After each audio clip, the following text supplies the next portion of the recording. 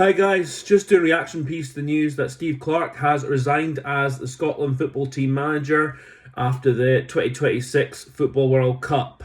Of course, my first reaction is I'm not really surprised given the pressure he must have been feeling under after it became official that we were not going any further at the World Cup. But also, I do have a degree of sadness and a degree of sympathy for him.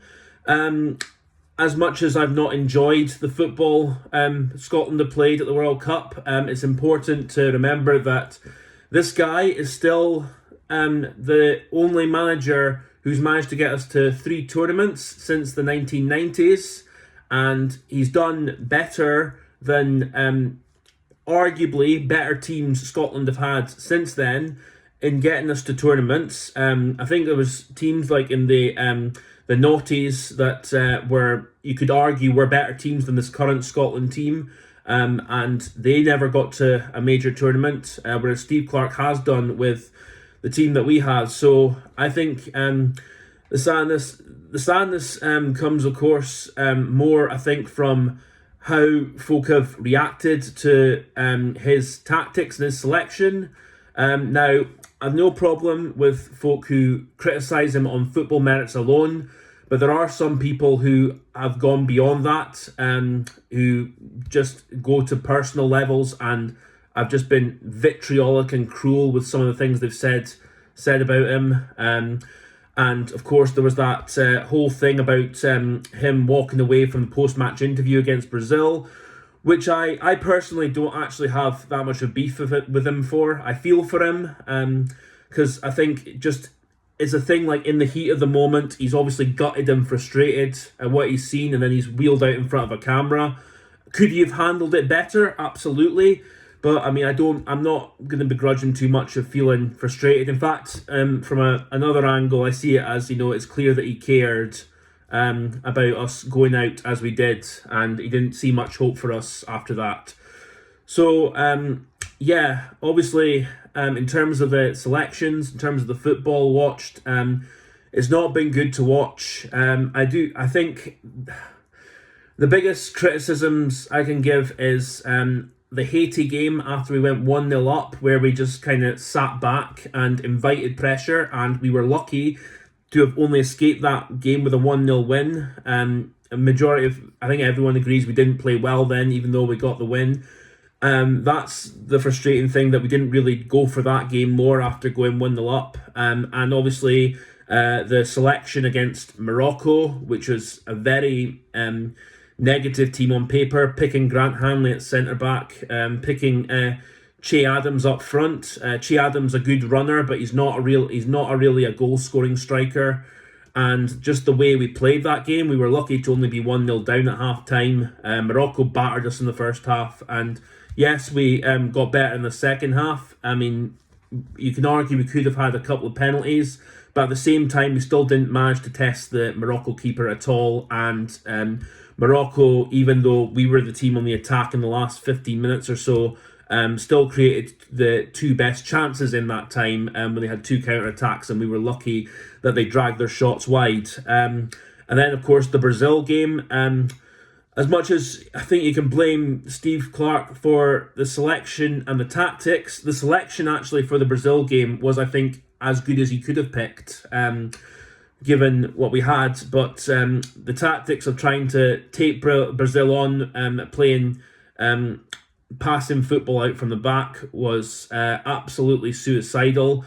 I can actually understand where he was trying to come from in terms of trying to keep Brazil off the ball, but the way we played was just we were falling into traps, and Brazil exploited us. And but the thing is, though, as much as you can have a go at Steve Clarke for the tactics, yes, but in terms of individual errors, he can't be fully accountable for that. That's on the players. I mean, that's on Scott McKenna, who, very simply, he was dilly-dallying with the ball. All he needed to do was either pass it back to Angus Gunn, which you could argue was was a bit too conservative, like keeper gives it to him and he passes it back to the keeper.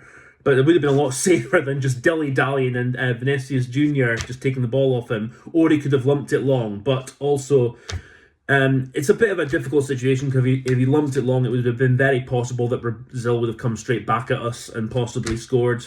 But yeah, all hypothetical that. But at the end of the day, my point is that individual errors from players, I think they're more on the players than they are on the manager. And then, the second half, we didn't really do anything that frightened Brazil. Got a couple of efforts on goal, but nothing that was suggesting we were going to be in with a chance of scoring, really. Just to Steve Clarke, obviously the tournaments themselves didn't go so well. He has to hold some degree of accountability for that, I think. But also, I want to thank him for actually getting us to a tournament and giving the Tartan Army, a chance to go to tournaments again after a long time. So, I'm thankful, and for that. I just hope that whoever his successor is can take us to that next level, can actually get us to a tournament and beyond the group stages. But is that guaranteed? Absolutely not. I mean, a few of the names that are thrown out there, David Moyes has been talked about, but to be honest, I don't think we're going to be able to get him out of his contract at Everton. Ange Postecoglou, which, maybe against the smaller teams, we might play like a bit better, but against the bigger teams, I think we're going to be as suicidal with the ball, only 20 yards further up the pitch. You've seen some of the defending of his teams with Tottenham and with Nottingham Forest. Nottingham Forest, when he took over, where they were a side in the relegation battle and needed some stability at the back, and they needed a manager who could get them to play a little bit more cagey, a bit harder to beat, harder to break through, and Ange Postecoglou was absolutely not that manager for them then. So, there's obviously a couple other names like John McGlynn, at Falkirk. He's done decent there. I'm not sure about him as Scotland manager and whether he's done enough to warrant being considered for that. And obviously a couple of names down south, like Sean Dyche has been mentioned by one or two people. I don't know. I suppose he'd be like very similar to Steve Clarke and very negative, kind of pragmatic tactics. I think the best shout, if we could get him, I don't know if we could, but if we could, then I'd go personally David Moyes, because yes, I understand he's a pragmatic manager, but he knows how to get that Everton team to be really hard to beat. He knows how to make them steady, and actually Everton, even though Moyes' style is more pragmatic, they've had their moments since he went back to them as manager, where they have played some decent football. So, if we need to, but the truth is, and some fans won't like to hear it, we don't have the players to play, sexy attacking football. We do need to have a style that is really horrible to play against, and when we get the chances, we need to be ruthless with them. And that's just the way of it. And to be honest, a lot of our issues there are more on the SFA and how we're bringing through young players and the talent that is actually coming through. That's a bigger issue though, I could maybe do in a separate video one day. But that's all I've got to say here. Again, just thanks to Steve Clarke for getting us to major tournaments again. I wish you well in whatever you do next, and that's all I've got to say really. Thanks for watching, guys, and I'll catch you later on.